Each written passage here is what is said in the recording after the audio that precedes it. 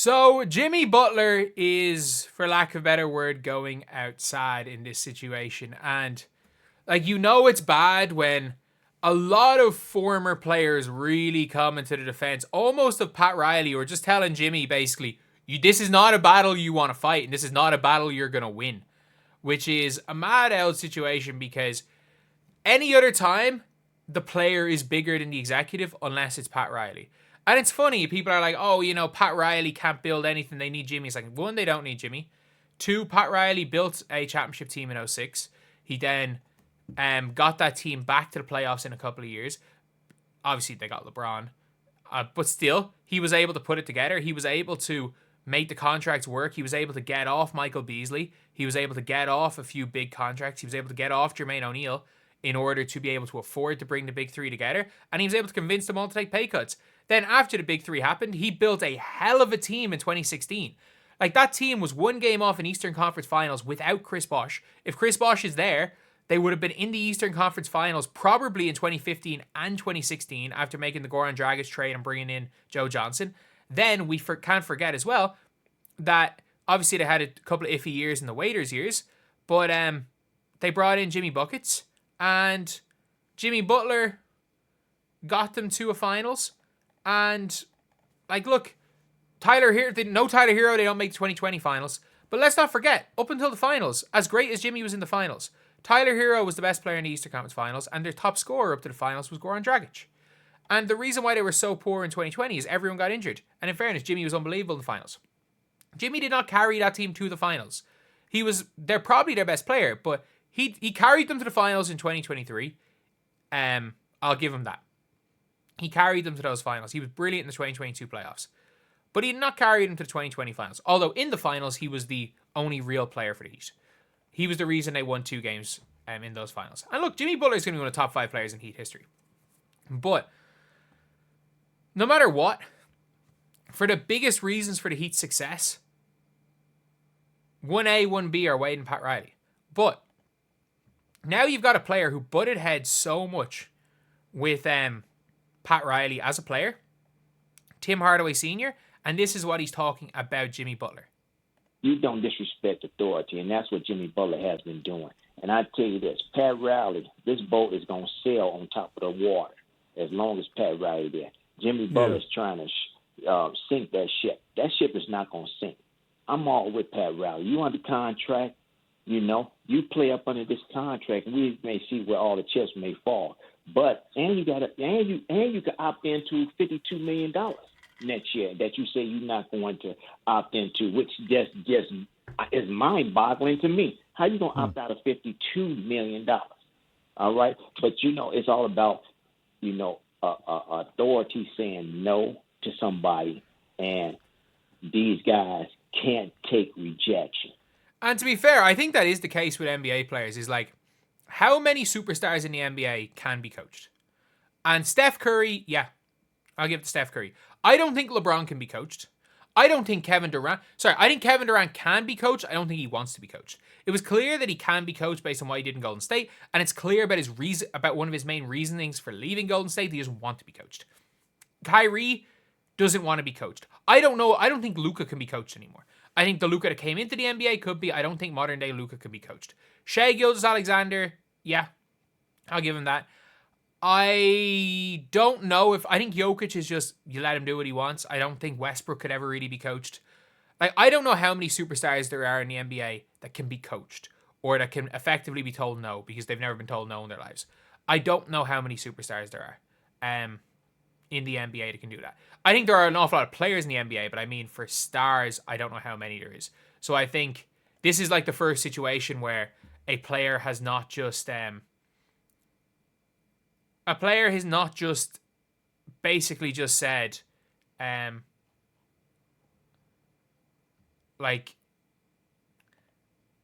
okay, I'm going to put on the fat suit. Daryl Morey is a liar and shall not be trusted, and immediately gets sent to the exact team he wants to get sent to. And this is the first time an executive has put their foot down and just said, no, if this isn't going to benefit us, we're not just going to take Bradley Beal's contract to get you where you want. We're not going to screw up our future to help you. And you know what? Fair enough. Especially because, if Jimmy Butler, played out this season, played his heart out, and then walked in free agency, I wouldn't care. Even if the Heat got nothing back. The fact is that he's not even playing. And that's what it's all about. It's about accountability. If you can't take rejection because everything has been saying yes, yes, yes, yes, yes to you, now you upset that and the world is coming to an end. Oh, I can't play now because he's not going to give me the money that I want. No, go out there and play. You're under contract. Go ahead and play. I know Pat, and that's what is going. That's what's happening. And I knew that. I said, look, Pat got a 10-page letter to the Players Association, and he's going to have film showing why he suspended this man before that even happened. And guess what? He suspended him for 7 games. And I know he gave them a 10-page letter, and I know he gave them some film to show them why he suspended them. You don't disrespect. And also, so obviously, 10-page letter, film, and take a listen to this as well. So there is this right here. Where is it? Basically, he also said that during the game in Orlando, I'm trying to find the footage of it. During the game in Orlando, here it is. Not playing, and you let those guys down by, not playing in Orlando and then out kicking it somewhere. People were calling me saying, man, he's not even playing in Orlando. He had Prime 112 kicking in and eating and hanging out with folks, and you let those guys down. So basically, according to Tim Hardaway Sr., he just decided, you know what, I'm not going to play, but even though I'm not going to play, I'm just going to do other things, and I'm going to make sure I'm seen. I'm going to make sure I'm seen not being part of the team. And the unfortunate thing is that is how Jimmy Butler has gotten out everywhere. Jimmy Butler has caused such a messy breakup every single place he's left from, other than maybe Chicago, and he has gotten exactly what he wanted. He got traded to the Philadelphia 76ers for pennies on the dollar because he just basically, he quiet quit on Minnesota. In Philadelphia, he kind of made it ugly because they paid Tobias Harris, and the reality is they still could have paid him. He just didn't want to be there anymore. Then he goes to Miami, and now he's doing the same thing again. And he's looking at what happens to James Harden. What James Harden has done to get everything he wanted. But you're not going to screw over Pat Riley.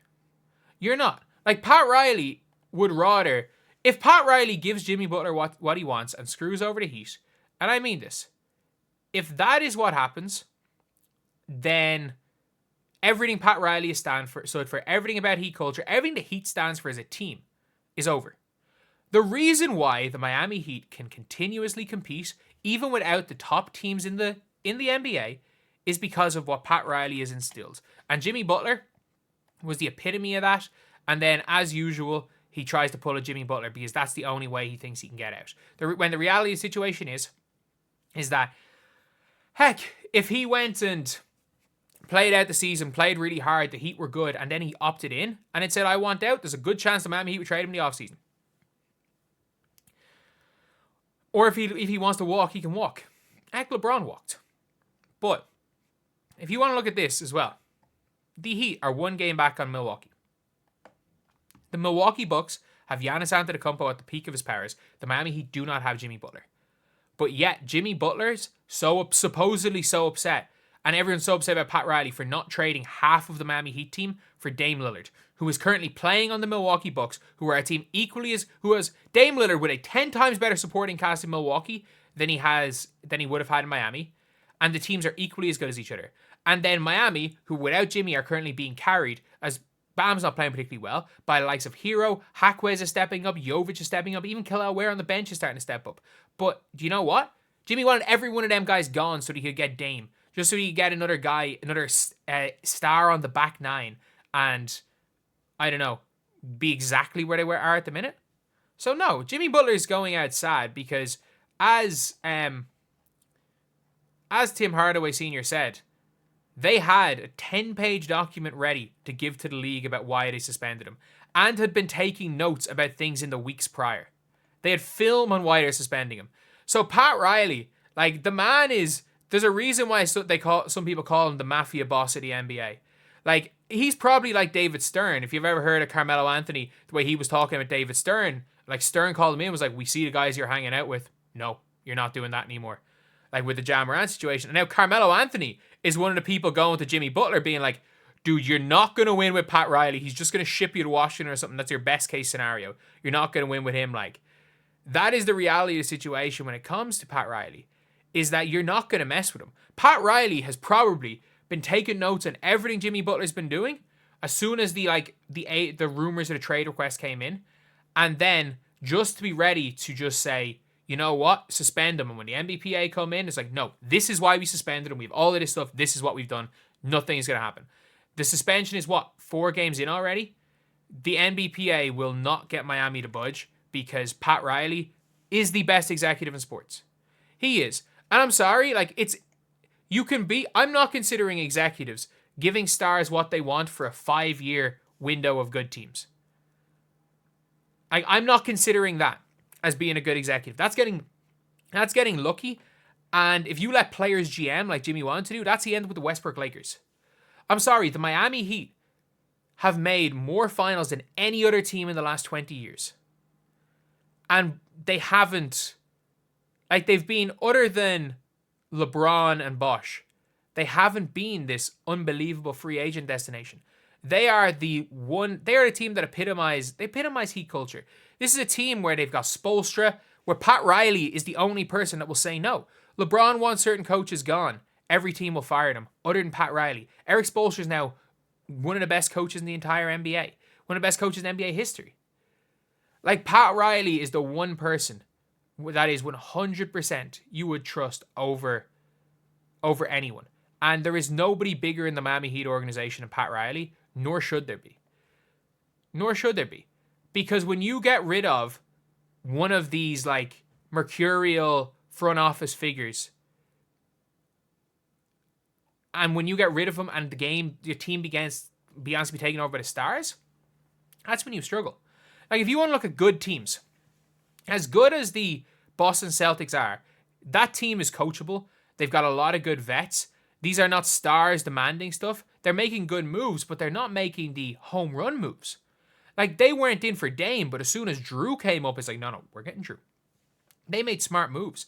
But they're, like, good executives. They took no shit. When the Edith May Udoka thing happened, even though I'd say every single player wanted Udoka to stay, they were like, nope, he's gone. He crossed the line.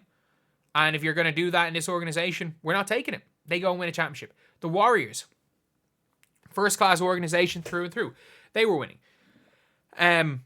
The Milwaukee Bucks, I don't really know about them, but the teams that are consistently at the top and consistently do well are the ones that are top-class organizations. And the Miami Heat are a top-class organization. The organization that pander and give stars what every single thing they want, that's how you end up with the Clippers. That's how you end up with the Sixers. That's how you end up with what has currently happened to the Lakers and what happens to every other team LeBron James has left other than Miami. They become the worst team in the NBA because they cater everything to LeBron. But anyway, yeah, that's pretty much it. I'll see you guys.